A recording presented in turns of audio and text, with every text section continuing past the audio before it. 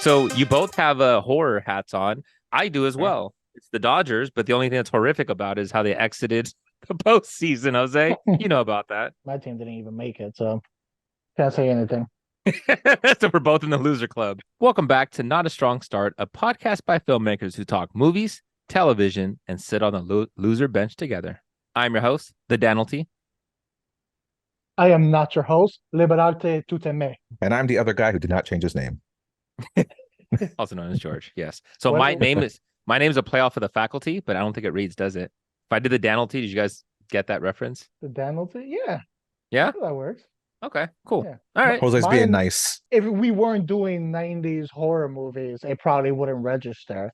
There you go. But with the Exactly. team that we have, mine, I might have conjured something. We'll find out. Let's just say that George is already getting a little see-through right there, so he might have some ghosts possessing him right through his nipples. In this week's episode, we're going to talk about 90s horror movies, and we're going to talk about some of our favorites of different subgenres. But first, we're going to hit you with the current event. Studio A24 plans to change the model that it's had over the last, I don't know, like 10 plus years, and just try to include more action and big IP projects with the movies that are going to come out in the future.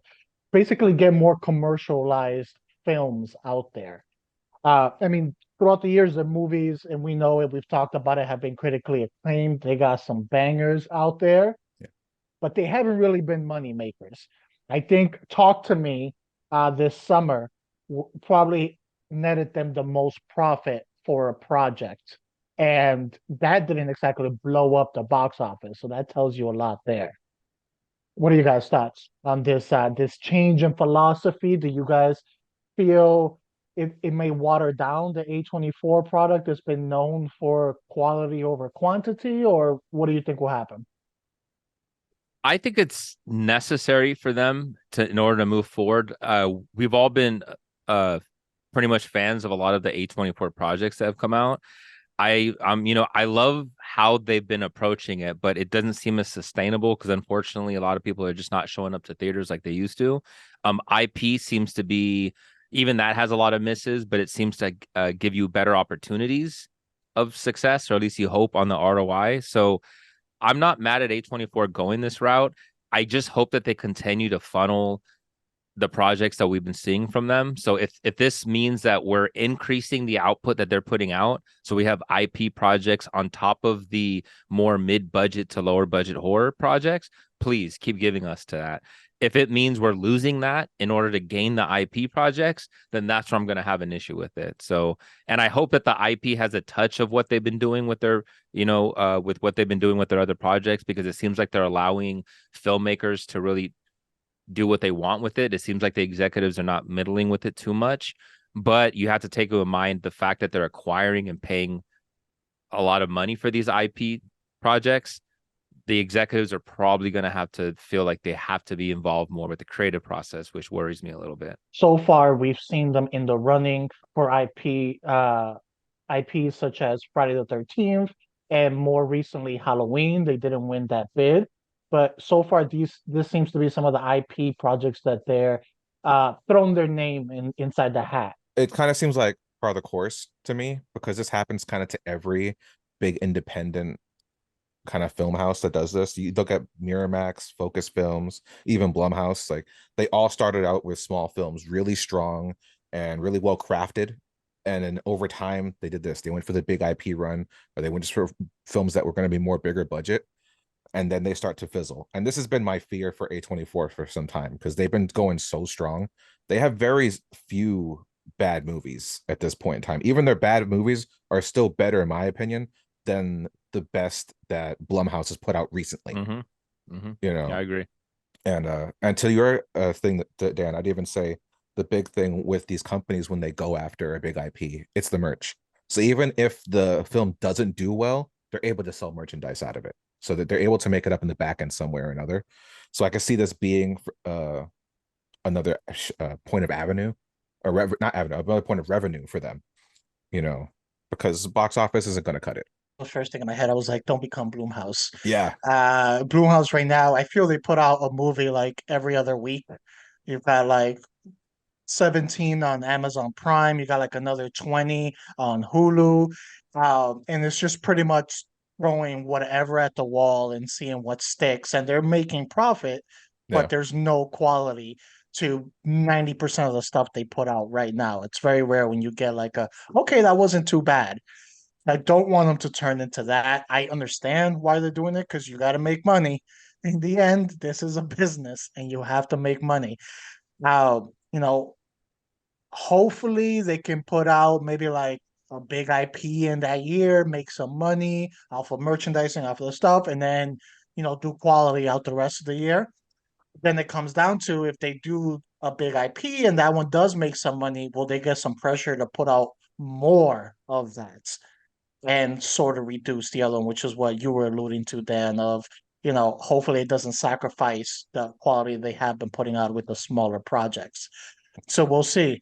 Because it's double-edged sword when you got those big IPs. You can make more money, then you're gonna have to spend more money in order to make them. So you have a higher mountain to climb for profitability. You're not gonna do a talk to me where you spend 4 million and make over like 40 within the first couple of weeks. Yeah, That's if they're true. smart, I feel this is the mistake a lot of indie films make. Like when you get a nice indie director, they take like, oh wow, they were just use like 500 grand and they made us millions of dollars, and they're not realizing less is more. You throw millions of dollars at an independent director. First off, they're not used to having that much money and knowing how to actually handle it. And then second, there's so much that at their disposal that it can get used improperly. So then you're not actually making any profit at the end of the day because you're not caring about the story as much. When you have less, you're able to actually craft a better story. So I feel like, let's say if they got a Nightmare on Elm Street, for argument's sake, work with a small budget. Work with a small budget so you can really focus on what matters to the story. And I guarantee they'd make money off of it. Because that's how you make money, spending less and then just worrying about what's actually going to come across to the viewers. Yeah, and I Yeah. think it's a good idea that they didn't win Halloween because then, this is assuming, of course, that they won Friday the 13th, because then you have two big IP projects that you have to navigate. This way, it's like take your time with one and make sure you develop a system that works first. Yeah. Sort of what Marvel did with Iron Man.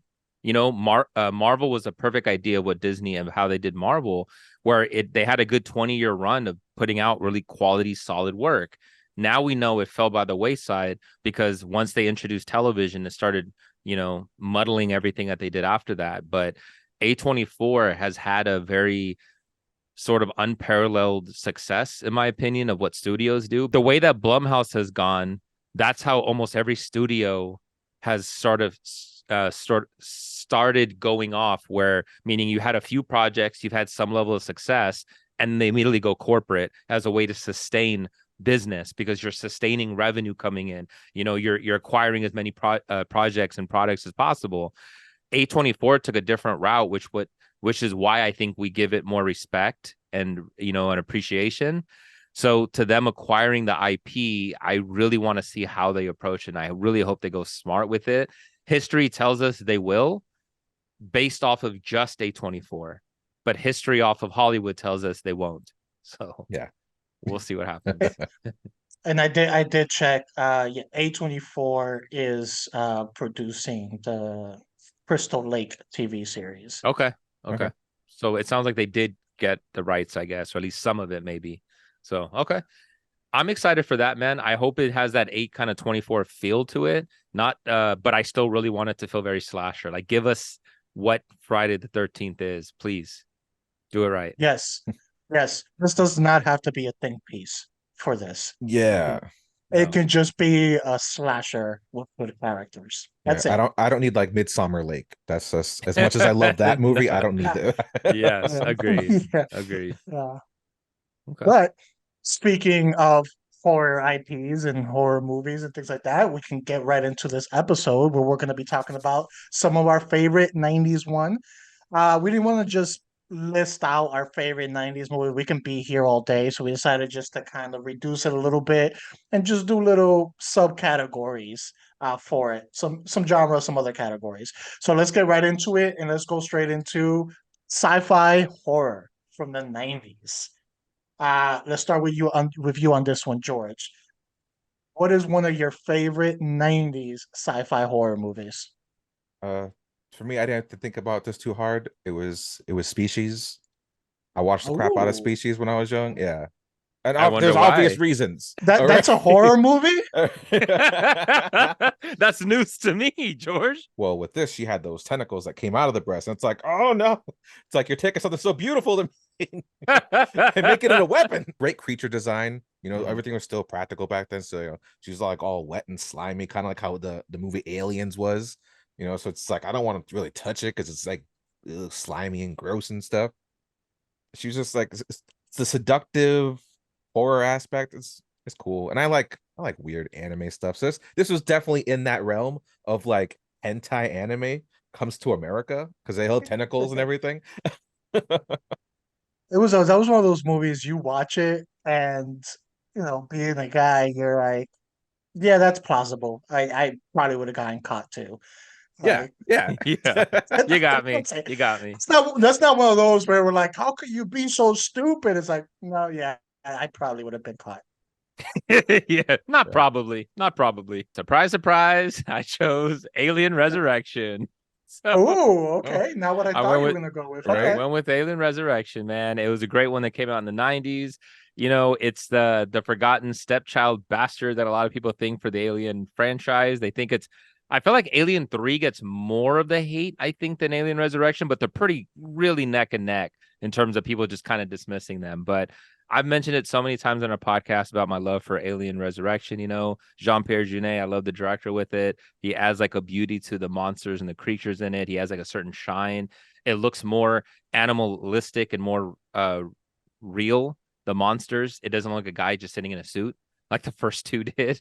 So, and part three, Fincher started using more computer-based Alien. In this one, the technology was a little better. He had more fleshed out characters that are more fun. So it had more of a comedic feel to it. So I like Alien Resurrection, man. It's fun.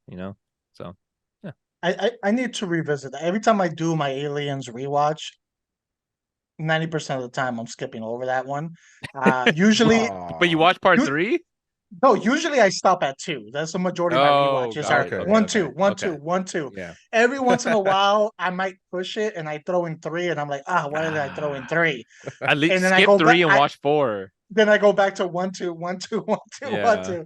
So I gotta throw it in one of these days. Give it another go. I don't think I've seen that probably since I was in high school. Was the Man, you last time really I saw it. oh, should. The damn. characters are Oh, fun, you gotta right, watch it George? again. Like, right? The I characters I are watched fun. I watched the whole. As far as I'm concerned, there is a quadrilogy. Quadrilogy. I heard quadrilogy, right? Quadruple, Yeah, It's a quadropolis. quadruple. Yeah, quad Quadrupolis. quadropolis. stacker. Yeah, There you it's go. Greek, right? So, Quadrupolis. Yep. but yeah, I watch all four. To me, it ends with Resurrection. I watch one, Yeah. two, three, and Resurrection. I think Mm-hmm. that they're not as good as one and two, Mm-hmm. but they each Correct. have something to their merit, in my Mm-hmm. opinion. Mm-hmm. After that, no reason to watch. Don't watch that. The Mm-mm. crap. Yeah, They're not alien. They're not No, aliens to me. no. Yeah. No, But no, I'm with you. I like Resurrection. I think it's actually a real fun movie. Mm-hmm. Ron Perlman, you can't go wrong. Sigourney Can't, Weaver, man. freaking blind backhand and Yes. the swoosh. Come on. Yeah, And man. actually, I liked the human alien aspect to it and Mhm. like her relationship. And there's a weird like motherliness, but at the same time, even it was sexual there too. Like how she just Mhm. nuzzle up to it. It's like, what's about to Yep. happen right It's now? like Are you about species. to Yeah. bone that thing? Are you about Yeah. to? Yeah. is that tentacles? Yeah. You got Which me I again. I felt like it was in line with like H.R. Geiger's kind of art. Like his art was always like gothic Yes. horror. You know? Yes, which makes sense with a director, right? So if you Yeah. have French filmmaking, it has like that. That's why we say there's like a beautiness to the way he did the characters and the monsters and the relationship between the humans and the monsters. It was different. Part three is so cold and there's like a deadness to it, but I still appreciate what Fincher did with it. Like you said, each of the four movies have their own merits to it, but part four is so fun, Jose. You got to watch it, man. It's fun. Yeah. It is. Oh, oh, It's true. It's a fun aliens movie. Mm-hmm. And it always has one of the scariest deaths to me in that movie is that underwater. One of my biggest fears is drowning underwater and you can't escape and to watch the xenomorphs just swimming. all right. For my sci-fi horror, I've got still one of the creepiest sci-fi horror movies that I've seen across multiple decades, Event Horizon. Oh, Ooh, that's a good I one. have to go back to it every once in a while. Love this movie. It's so creepy and things just get so weird in a good way by the end of it. Great characters, good scenes, the tension's really good in it. I remember watching it. I think when we did like the episode we were doing like what movies we can combine together. Hmm. And this is one of the ones that I brought up. I was like, what if we combine this one with Hellraiser?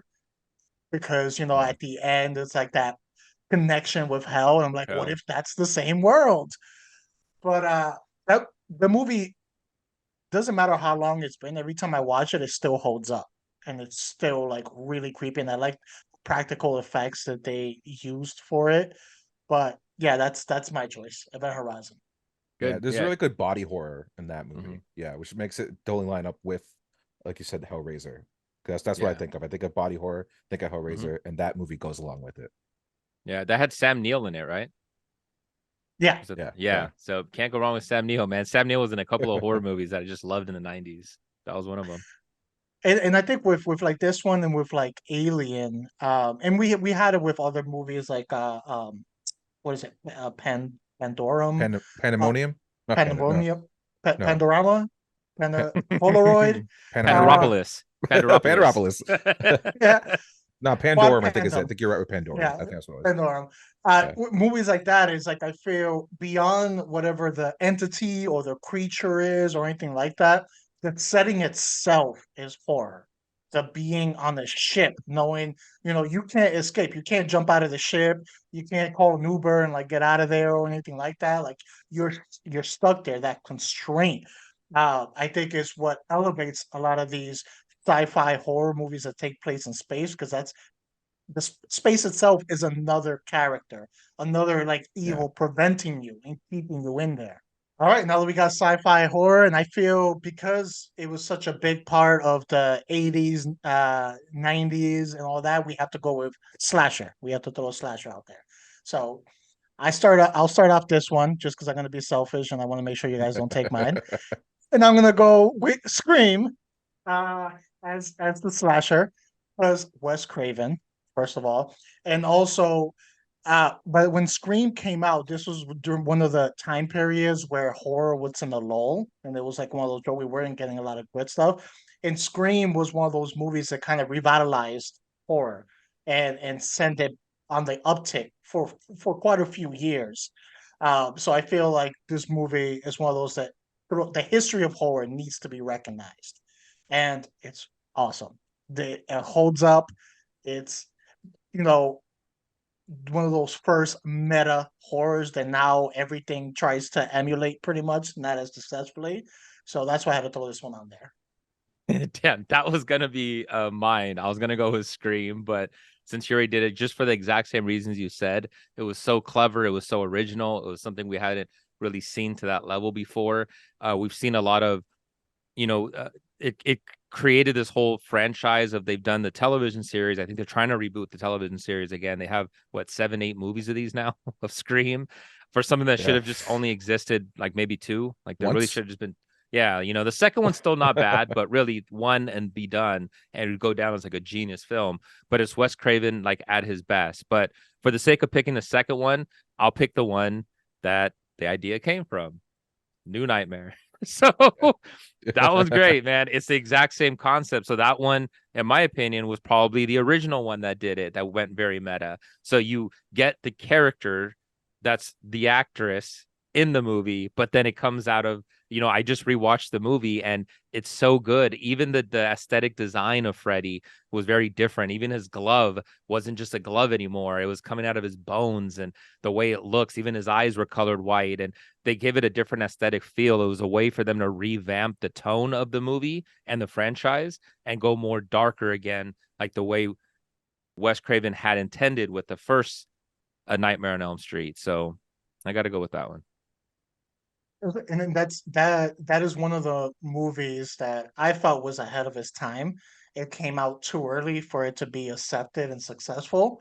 Mhm. So like when Scream came out and you get people were ready for that whole Yeah. meta horror aspect. They weren't ready at New Nightmare. So it was like Wes Craven's second try, like, all right, are you ready now? Like he put it Yeah. he put it in the oven a little longer. It was like, okay, it's not ready yet for people to consume. Let's throw in another Yeah. one. But when you go back and revisit it, you know, you gain a respect for that movie and what it was able to pull off. Is it the perfect movie? No, but it's so good at what it does. And it's just generally creepy. You know, you get less of the humor and the cheesiness that you got from the Nightmare on Elm Street series, especially towards the end of it. So this is kind of like the reboot, tried to get more serious and make the tone a little darker. New Nightmare did it the way you're supposed to do it, while still keeping what made, you know, that Nightmare on Elm Street what it was. Yeah, that's a good point because you had to, because the one right before was the one that was basically just straight comedy, right? Is that the one that Yeah. had like Six. yeah, that one Freddy's was just Dead. a straight comedy. Like it wasn't even it felt like they weren't even going horrific at all. And it was like, okay, this is terrible. Like this is not good. So to see this one, it felt refreshing again, and it felt so good to get Wes Craven back. It was so obvious they needed him, and like you said, the world wasn't ready for it. And then like 2 years later, Scream came out, and all of a sudden they were ready for it. So it's like, come on, man. But whatever. I'm glad they did it, but it was very interesting. Yeah, people just need to get older. That's all. Need to Mhm. mature. You Yeah, know, it's part of it. exactly. It's like sometimes that new album comes out from that favorite artist of yours, and you're like, man, this one doesn't hit like it did like the last one. But then a year passes, you're like, man, this album actually was pretty dope. This got Mm-hmm. some bangers on it. And like Mm-hmm. I feel that's kind of what happened with Wes Craven. It's like this guy's he knows what the hell he's doing. You know, he's Yeah. why Yeah. are we not listening to him? You guys picked two movies that I knew what you were gonna say. I didn't Mm. know who was gonna say which one, but I knew you were gonna pick both of those You know movies. what? It Yeah, would have just been whoever went first. If I would have went exactly. first, I would have said Yeah. Scream, and then you would have said New Nightmare. So I'm assuming. Pretty much so because we have to include Wes Craven. And like yeah, it's you yeah. have to. So we did it twice. Okay. And I'm gonna go with we'll go with Candyman. Candyman's gonna be my Mm. guy. I had Mm-hmm. two Yeah. options, so What's that's the gonna be other the one? Just one. out of curiosity. The other one was Hellraiser Bloodline, which is Oh, part okay. 4 in the series. Yeah, Okay. Yeah, but I was I like, think you you know what? chose well. I like Yeah, because Candyman more. Candyman's the first Mm-hmm. of us of a new series, you know, and going new is nice because we're in a new decade. Mm-hmm. And also, I like Candyman. Man, Candyman's dope. Mm-hmm. I like the idea of a killer that in theory you could and should avoid, but you summoned him, and like you're hearing about it, but you still want to do it because you don't believe. You're like, that's stupid. It can't be real. And like that's always a good time. It's like Freddy. Well, you got to go to sleep. So there's only so much you can do with Mm-hmm. that situation. With Scream, you don't know who the killer is. You don't know if you're on the hit list. But with freaking Candyman, it's like just don't say the words. Don't say the words, and you're gonna survive. Curiosity killed the cat. You know? Like it gets us all as a kid. We all heard about Bloody Yeah. Mary, and we did it anyways. And honestly, he's a villain that kind of goes into something I know Jose likes, which is like there's sympathy for this villain. He's not necessarily the bad guy. He's Mm-hmm. just looking for like redemption. He's looking for revenge and vengeance because he was wrong. You know, there's a nice like love story behind it you wouldn't even expect. You just think like, oh, it's just a guy with a hook who wants to kill people. It's like, no, he's a lover. He's a lover who was Yeah. wronged, you know? Yeah. What what I like and I feel Candyman was a good choice is that this thing, especially with the older horror, you know, we've already mentioned Friday the 13th, we've mentioned Halloween, we mentioned Nightmare on Elm Street, now we mentioned Candyman. Beyond the movies themselves, these were movies that had a cultural impact. That there was things from these movies that even people who didn't see the movies knew and can associate certain things with it. You know, people knew the 1, 2, Freddy's coming for you. They knew, okay, that's Nightmare on Elm Street, a little creepy sound. Uh, uh, Halloween, The Mask. The mask became very iconic. And then with Candyman, it was the saying the Candyman 3 times in the mirror. Even though it was a playoff of Bloody Mary, I remember growing up as a kid, more people were more likely to do the Candyman than to do the Bloody Mary. So it like even surpassed the original like folklore and legend that it was based off of. I tried Bloody Mary and I tried Candyman just to see Yeah. which one would work. But it also gave people of color, man. Like it gave us people of color, we were able to have a horror franchise around that as well. So that way it wasn't just so white centric all the time. And like, that's all you're seeing. It was nice to see difference. It was nice to see a different shade of color on screen, so I appreciate that. Yeah, it was like, what, people of color can be, Traumatized. supernatural serial killers too.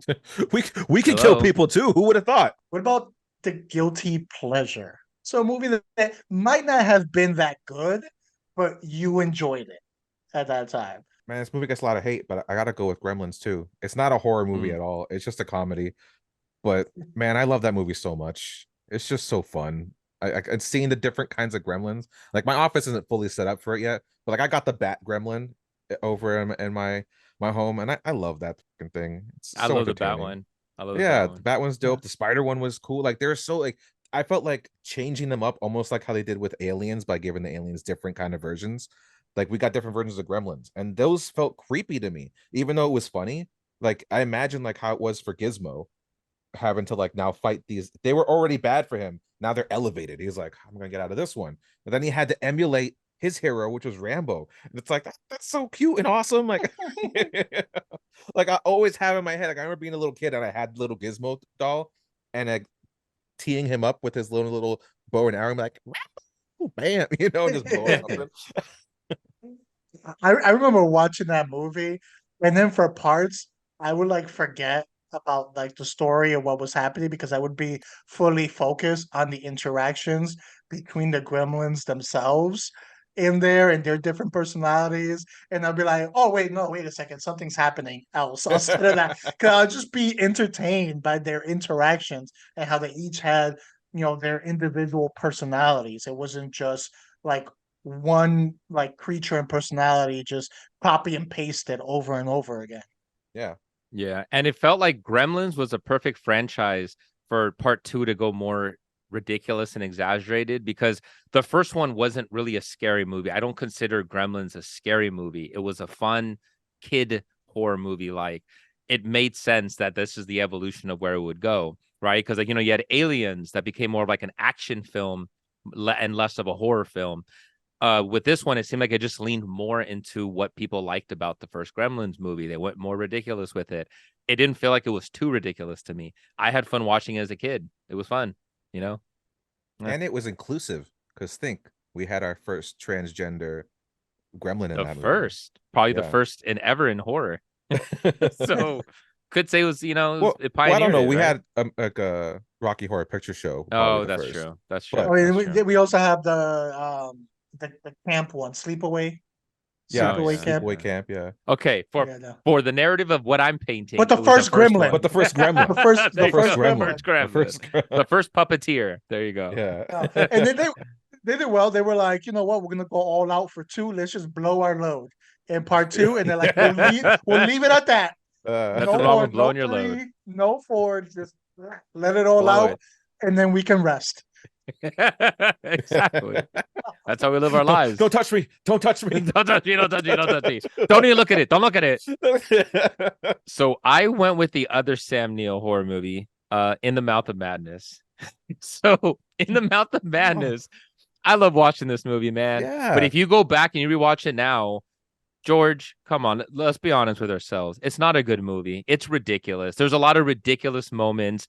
Which was Hayden Christensen just in a old man mask, just riding a bike and looking. You see the girl behind her just waving her arms, like looking so ridiculous. But it's so fun. Even Sam Neill's acting is so ridiculous and over the top, where he's stuck in like the white cell and he's writing chalk everywhere and he's screaming into the heavens. It's so stupid, but I still love the movie. When I recommend it to people to watch outside of our circle of like horror fans, a regular person, if they're like, I want to watch a good horror movie, I've recommended this movie a handful of times. Not one person ever came back to me and said this movie was great.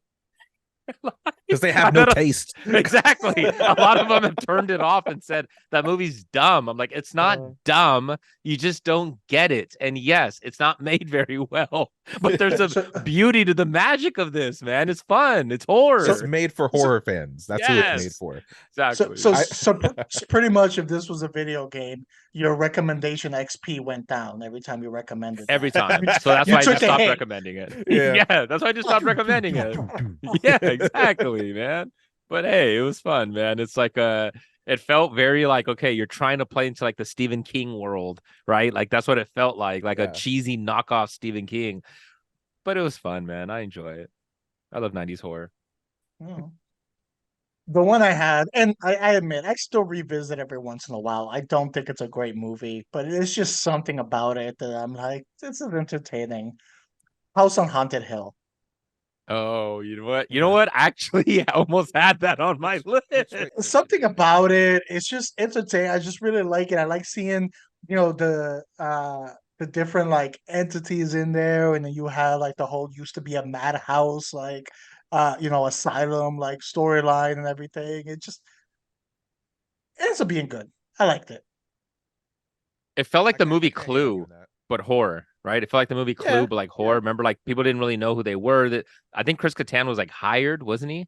Was he like an actor Yeah, well, or because something? the thing of it is supposed to all be because they're trying to earn the money. It's supposed to be more like a major prank.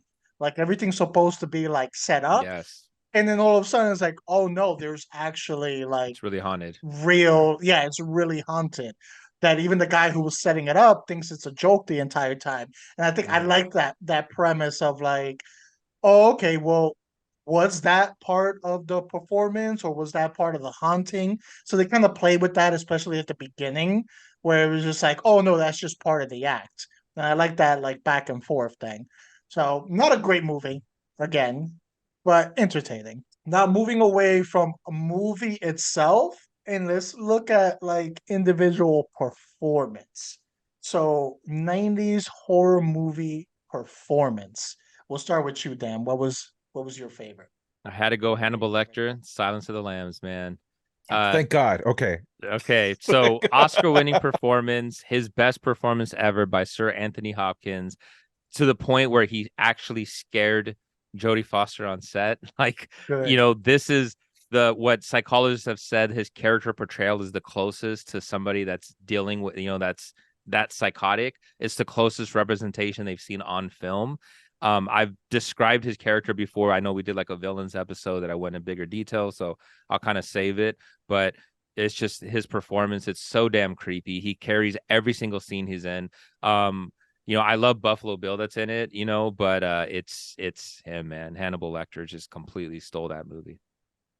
All right. It's very hard to argue with that. I Yeah. remember during in college in my undergrad during our criminal psychology course, they used clips from his performance in that, and I was like, we're throwing in movies here, and like, undergrad, let's do it.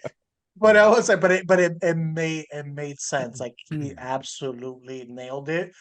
And I'm not surprised that Jodie Foster was a little creeped out by his performance.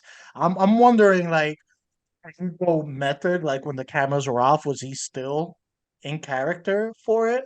Because then that would be extremely creepy. It did. She was literally Right. petrified of him on set. Like, yeah, he would do stuff even like off camera and things. So it just creeped her out. So, and Jodie Foster, like, she's been in the industry for a long, long time, right? Like, she's been acting since she was what, like 12, 10, Yeah. 8, Yes. Yeah. A even kid. Yeah. probably. So even that still freaked her out and still took her out of acting, where to the point where she was believing this. So that just tells you everything you know, man. She's just there having her coffee. He comes up behind her into her ear. Beans. Would Hello, you like some Clarice. cream and sugar? I do have performers I feel that can match that also. I'm gonna go with Kathy Bates, Misery. That was my second choice. Yeah, Mhm. I have to go with that one. She pretty much she carried the movie. The movie is her. Yeah. I feel without her, that movie does not reach the levels that it reached.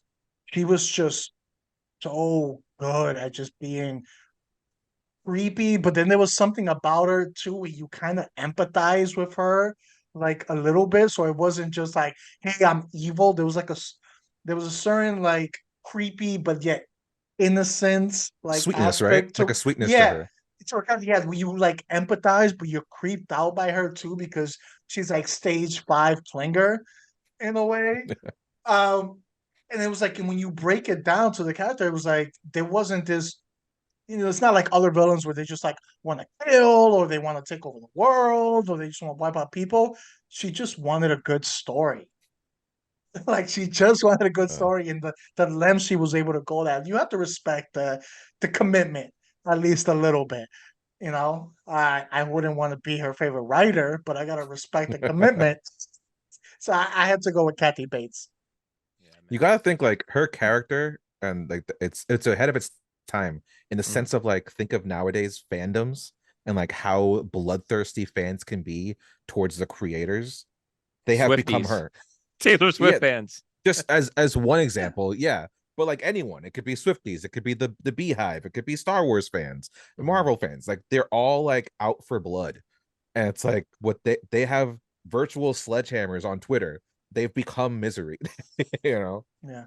No, that's a dead fact. It'd be like, hey, I'm gonna change the tint on this lightsaber glow by 0.2%. Kill your family. Yeah, Yeah, That's pretty much what it turns out. that's too blue of a lightsaber now. It's not as white as it used to be. It's like, oh god, man, I still cringe every time with the hammer on the ankle. Like even oh, when the I know it's hobbling. Oh, coming, and like you I, see it, it's always like, yeah, I still do one of these. I still want to do like, yeah, it's like, yeah. oh man, Ooh. she gave such a great performance. It was such a close number two behind Anthony Hopkins, with Silence of the Lambs, but man, she did absolutely carry that movie. Just great performance. I love going back to that movie every so often, man. Love it. Yeah. Just didn't All I get can think it. when I watch it, it's like, man, poor Sonny, he can't catch a break, huh? Can't Or catch a maybe he break, can. man. He gets two of them. Well, I guess I pivoted from you guys. You guys are talking about Oscar like worthy performances. I just went for pure entertainment, and I thought for sure you were going to pick this guy, Dan. But Billy Zane and Hmm. Demon Knight. Yeah, love it, oh, love it. I Yeah. love Billy Zane and Demon Knight. Loved You them. guys talked about it recently Hmm. on Marie's segment for Late to the Game, and I was so glad you guys chose that movie because this is one of my favorite movies growing I, Mine up in I the too. 90s. just rewatched it this morning. It's like It's still Love it. as great. Did you? fresh as possible in my mind. Yeah. Yeah, I love him in this movie. Like he's everything in this movie. Like I feel like if you needed a reel to show like Hollywood, like, hey, this is shows like I could be your guy in this movie. He shows it. He could be your leading man. He could be your villain. He could be the other guy. Like he's a country bumpkin, but at the same time he's suave. He's cool as hell. The other Yeah. time he's scary, he's creepy. Like he does it, and like it makes me so happy. Like every bit of that movie, like I can just watch him, and I'm like so engulfed. Like if there, I would have a man crush, he'd be the guy in that moment. I Yeah. love him in that fucking And, movie. and here's the best thing about that performance in his movie, because it's like you can ask, is he acting great or is he acting very bad? And the answer is yes. Yes, he's Nicolas Because he's Caging. so He's having a yes, Cage moment. exactly. Yeah, He is so perfect at that, and that's why I love it. It's over the top. It's such a ridiculous movie, and if you were to remove him of that and you cast a very mediocre actor who would have given a flat performance with whatever description or the advice, whatever direction they were trying to tell him to portray that character, that movie would fall off significantly. The Or movie is not great because of the story.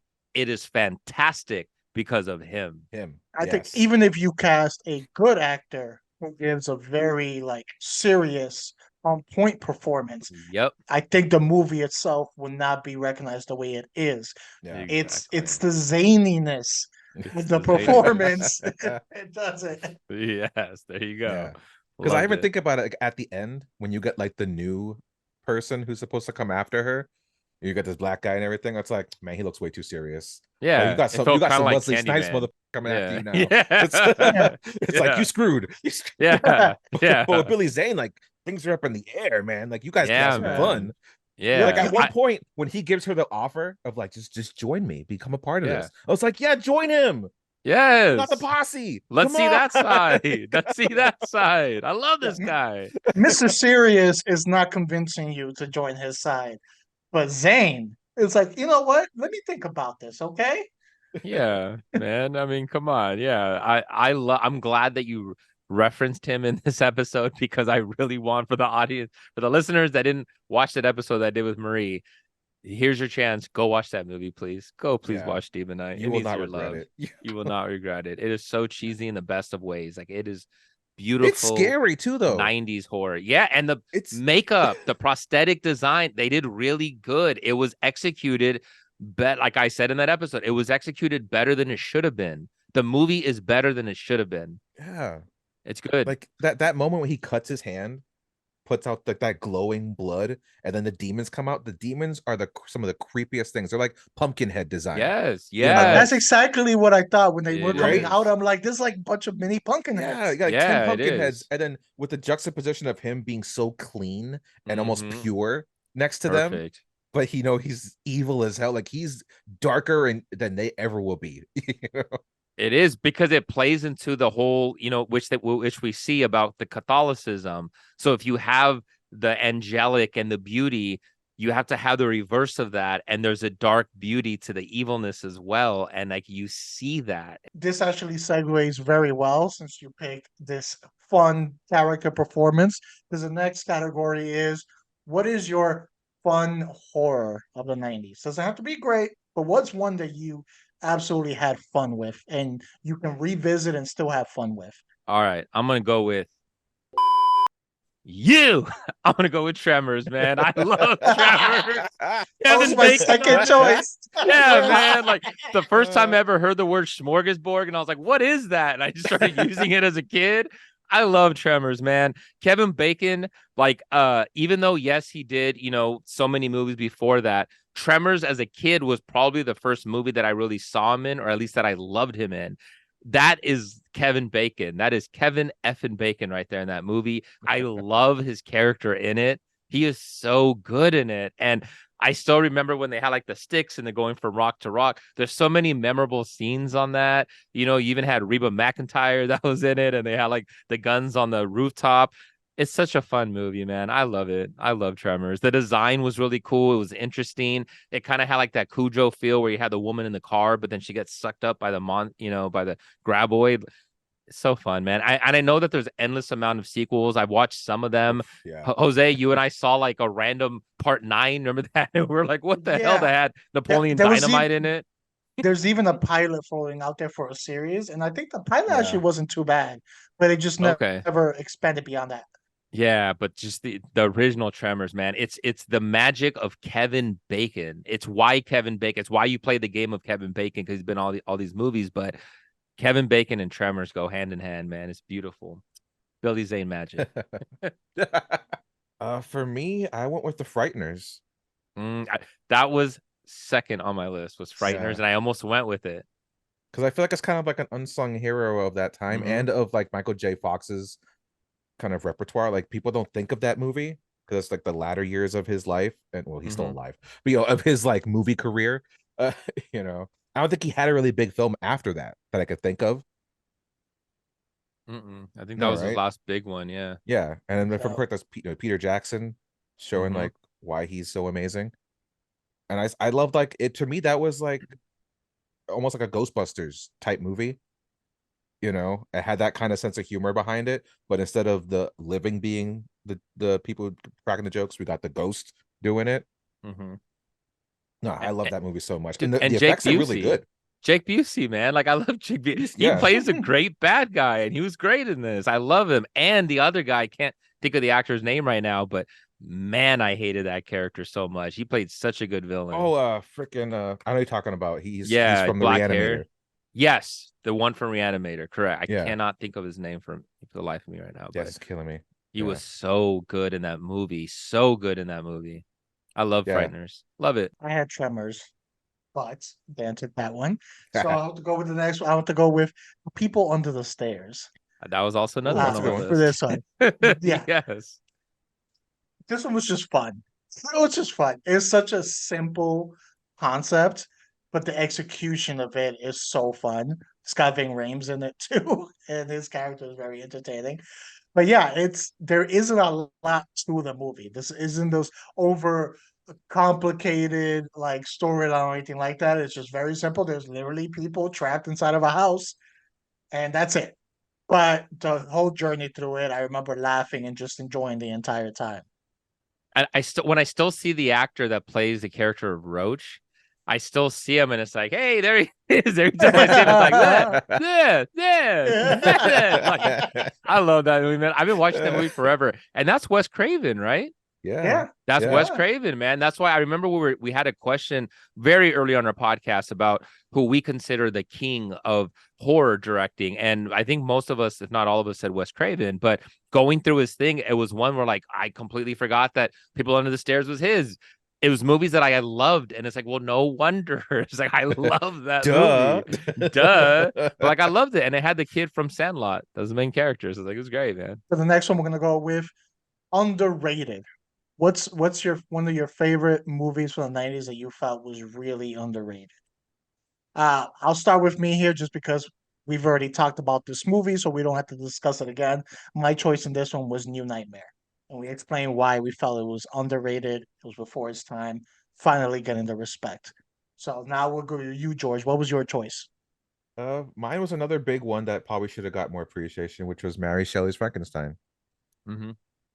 You know, Good pick. I thought that it was Robert De Niro. Mm-hmm. De Niro doesn't get enough credit, I think, for how well he played the character of Frankenstein, or the monster, I should say. Mm-hmm. You know, and I've always been a fan of the book. I love the book. It's one of my favorite books ever. And not many movies depict the book very well. You know, you get more of like the Boris Karloff Frankenstein, and that's what people kind of know and think of. But like this is true Frankenstein. And Mm-hmm. I really enjoyed it. I like how their take on it and him making like that huge freaking vat that had like the freaking liquid inside of it that kind of reproduced like a mother's womb. I thought that was genius. So good. Everyone Mm-hmm. should watch that movie. It still holds up. It's still a great movie. Yeah, it really tackled like the humanity part of it, which was very interesting, more than Yeah. just the horrific, ugly parts. Even when you mentioned the goo with the, making it feel like a womb, it's almost like birthing, so that Yeah. his character was an entirely different person. It didn't just feel like a monster, just a brainless monster. You know what I mean? Like I enjoy that as well. It definitely doesn't get enough love. Now, that brings it to a question. Do you think that it was underrated because of the context? I feel certain like characters or monsters that get done a lot, Frankenstein, vampires, things like that. There's so many that I feel that sometimes they get underrated because people are just like, oh, here's another one that we have from there. So they don't really like give it the attention or give it the time of day. Do you feel that maybe that might have contributed to the underratedness of this movie because there's been so many movies covering this character? I think it does, but it's also when you get a different interpretation than what you expected, they can also be disappointed, right? Because it's like what Yeah. George said, they expected the different version of it, and they're like, oh, well, this is not what I wanted, so then they just dismiss it. And then, like you said, if there's a bunch of them, then you'll just wait a couple years for the next one to come out. Yeah. And I think with that character, you actually Frankenstein doesn't get done as much as like a werewolf or a vampire does. You Yeah. know, it's just that when he does get done, it's more like the retelling that, like I said, the Boris Karloff version or the Hammer horror version with Christopher Lee. You know, that's the kind that people are thinking of. They don't think of the actual one from the book. You know, and that they had top tier actors in this movie too. You know, like you had Helen Bonham Carter was in it. You had you had Robert De Niro. You have freaking oh damn, what's his frickin' name? The guy who's doing like the Agatha Christie movies now. Kenneth Branagh. Yeah, there you Branagh, go. yeah, like he plays the actual Dr. Frankenstein and directed it. You know, so it's like you're not getting some half-ass movie here. You're getting top tier kind of acting. And I think, in my opinion, like I don't think Robert De Niro has been great for a long time. I think this was one of the last roles he had played before, we'll say, the new movie he's doing right now with Chris Scorsese, but like where he was acting. Where like I felt like he was a different character. You know, I wasn't getting the typical like, you know, De Niro. You know what I mean? Yeah. This wasn't the Godfather, Caricature. Goodfellas De Niro. Yeah. And I really like that. It's like, oh, this is why he's the man. This is Yeah. why, you know. I went with the movie Sleepy Hollow. Sleepy Hollow, I like Sleepy Hollow, man. Yeah. It's fun. We get a great performance from Johnny Depp. You know, you see a nice combination. You know, you get a Christina Ricci who was really good in it. There's like a funniness to it. This was I think before we got Pirates, right? It was right before we got Pirates. But it had some of the tendencies of a Jack Sparrow a little bit, like the way he was, like the quirkiness that he had. I like it, man. And then you also have Christopher Walken, that was in it. It had a lot of cool visuals. Like you had Burton, doing this. So you had a lot of that kind of themed. It felt like kids could watch it, or at least I watched it as a kid. So it feels like a movie that kids could watch, but it had a lot of adult themed things to it as well.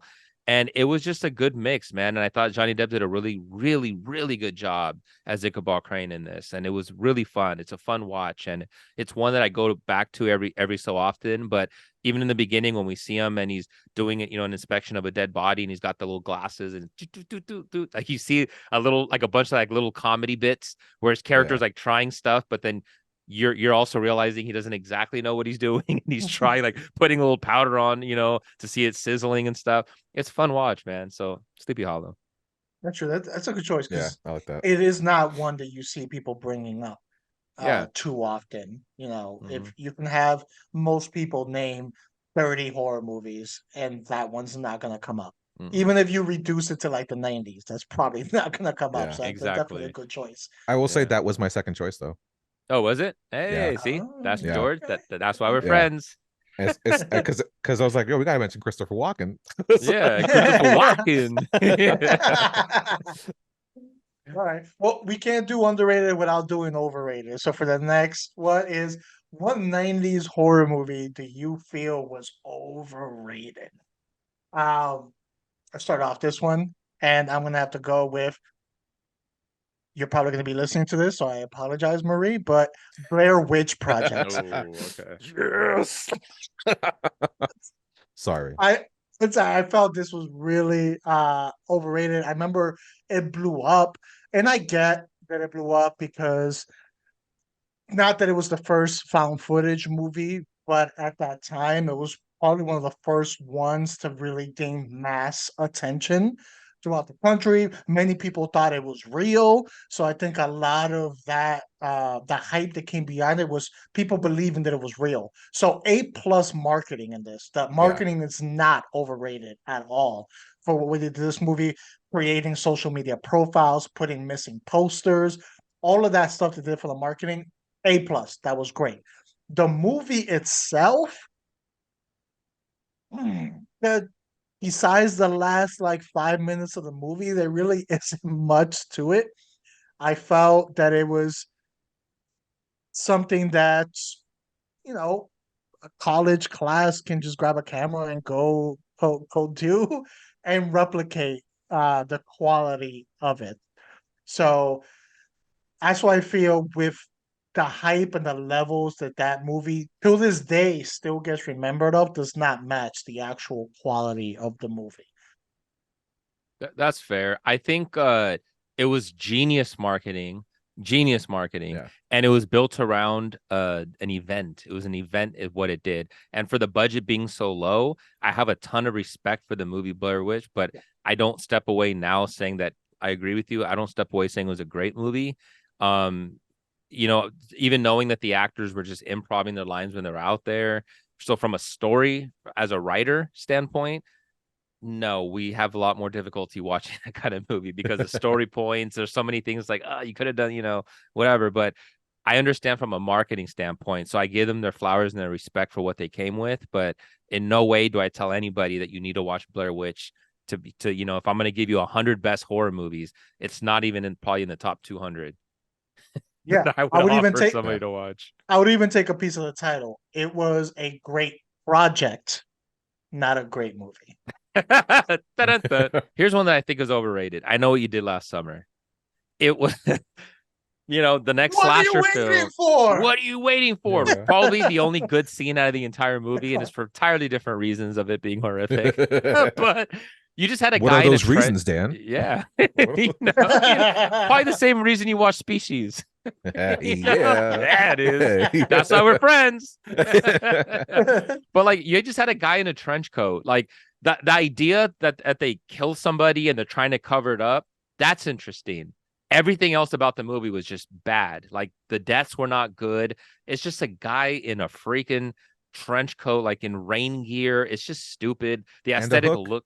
And a Hook. hook, And the right? hook And sounds like a knockoff freaking Candyman to me. exactly, man. Everything about this movie felt like AI wrote it. If AI was invented back then, like you just took elements of other movies and you just combined them, and it felt like you tried ripping Scream. Like it just felt like you tried capitalizing off of that, and you casted actors at the time that weren't A-list actors. So that's what the movie Which is. I would like to Overrated. point out that I feel out of weapons to kill, the hook is probably not the most efficient weapon because you can only really cause damage striking a certain way because there's just that little point and it's hooked. Like you can't backswing a hook. So if you miss that first one, you can't just like, hit them with a pimp slap right after because then you're just gonna inconvenience them, you Yeah. know. So I will point out choice of weapon not the most efficient. Yeah, I almost went with Urban Legends, but I don't feel like that was very rated high to begin with. I felt like No, it I was know No. what not. you did last summer was because they kept coming out with sequels and the stuff. It's like, dude, They nobody's just had a asking for TV this. show a couple of years ago and it Yeah. bombed. Exactly. Yeah. Nobody's asking for this. Nobody's asking for this. Yeah. It's Jennifer Love Hewitt. That's what gave the movie Yeah. attention and all that stuff. It wasn't the movie itself. Let's No, just be real. agreed. Yeah. Agree to agree. I'm gonna ruffle some feathers right now because Uh-oh. this movie's been said already on our list, Mm. and it's Scream. Scream is one of the most overrated franchises as a whole altogether. Franchise as a whole, yes, I agree. Yeah. I just Yes, like franchise, Scream 1 in yes. particular. And Scream 1 and Scream Okay, 1. It's a part fair of it. enough. It's the beginning of horror. And Mm. not good horror, but the horror of that we have to live through every time a new Scream exists. I think when you watch Scream 1 the first time, Jose's so befuddled by this, like, what the are you saying right now? I'm like, I'm like, Dan, are you still gonna keep the "This is why we're friends" comment? Hold on. Hear me out. Hear me out. I'm not saying that it's not worth watching. I've recommended Scream to people. I think everyone should watch Scream once, maybe twice. I never have to watch it again. That's my only issue with Scream is that it's not a rewatch kind of movie. Like I can rewatch A Nightmare on Elm Street 1,000 times over because I'm not watching it for the story. I'm watching because I want to see Freddy kill people. When I watch Scream the first time, I'm watching because of the story. I'm not caring about the kills as much as I'm caring about who the killer is and why they're killing. Like that actually is the most important part of that movie. And once you know who it is, it's like, all right, well now I don't care anymore because now I know the mystery's gone. And those kind of movies are fun and they're good. They can be really good, but their rewatchability just dies, in my opinion. And Okay, that's why so for me it's overrated because it's like, oh, it's the best thing ever. It's yeah. like it did something really good, but is it going to stand a test of time of like rewatching over and over again? And that's why it's for me it's overrated. I can understand where you're coming from with that, but the last 30 minutes of Scream, I feel like have a lot of high rewatchability for me because that's where all that action and tension and that's where the really good acting comes from our two killers. Even the deaths become cool, with the television. Rose McGowan. Rose McGowan. McGowan. Yeah. When the way she dies in there's cool, memorable deaths. And it's even funny when, you have the people at the party that walks out and it's like, oh, do you see the principal? Talking about Henry Winkler, that Yeah. he's hanging dead over the thing. Yeah, let's all go to the football field. And they all just take off. It was fun to me. The last 30 minutes are really fun. So I can understand why you feel that way. To me, it's still fun. And like, I still have a lot of fun watching Scream because it felt kind of like it was around that time where I was like, okay, there's American Pie where it feels very high schoolish. This one felt very high schoolish, but with a slasher film. That's why it's fun to me. And it's Wes Craven, man. Yeah. I can see the rewatchability point. I can't say that I rewatch Scream every year or every other year. There are other horror movies that I'm more likely to rewatch on a consistent basis, on a year-to-year basis. Scream isn't one of them. Um, no, it's tough to call it overrated just because of the impact that it had and like the movie itself is so good. Like I understand the reach watchability and stuff, but the Yeah. move that movie, that first The viewing and the originality. The impact that it first viewing is had. great. Yeah, that's what I'm saying. Like it's not like this was an easy choice. It's not, Yeah. you know, Okay. but So that's my factor. Is it like I admit first viewing great, second viewing even good because you're now picking out those things like, oh, this is that because of this. Okay. Yeah. You know, but I'm not watching it a third time. You know. Okay, so I think with Scream, the praise doesn't come that it's the best slasher film. I think the praise that comes with it, how original and unique it was when it came out. And I think that still holds true because it was. Now, if it's like what Jose's saying, if it's a rewatchability, I can see that. But that's why I think it's not overrated, because it still stands true that it was original at its time. It was very meta when it came out, right? And I think that's To why that it's extent, praised. yeah, but Yeah. that's not why it gets praised though. Like I guess praised that way from like maybe people like us. Yeah. But I've Oh, you mean like horror fans? being That's yeah, true. you gotta remember like I That's worked true. for a horror company for Yeah. like 5 You're years. right. You're right. You're So right. so I get those people and it's just like, no, they Yeah. just love watching it over and over again. And it's just like That's that's true. the one you're choosing? That's the Yeah. one you're gonna watch over and over again? That's the, Yeah. you I mean, know? it has 7, 8 freaking movies. So like Yeah. clearly it's they're over. Yeah. I Like get it. it did a thing. Yeah. It didn't call for that many movies. No, no. It Oh, didn't it call 100%. for more than one. Yeah, I think Yeah. if it was just one, I don't think it would have even made it on my list. Thank you for watching another episode of Not a Strong Start. You can watch us, listen to us, subscribe, comment, share on our YouTube channel, Not a Strong Start. You can listen to us anywhere you listen to your podcast. You can follow us on Instagram and Twitter, Not a Strong Start. I'm your host, the Danalty. You can follow me at King_Sangre. I am not your host, Liberate tu teme. And you can find me at This Is Mi Nombre on Instagram. And I am the other guy, just George. Follow me at Opolis. Nicolopolis. You're Georgeopolis. Georgiapopolis.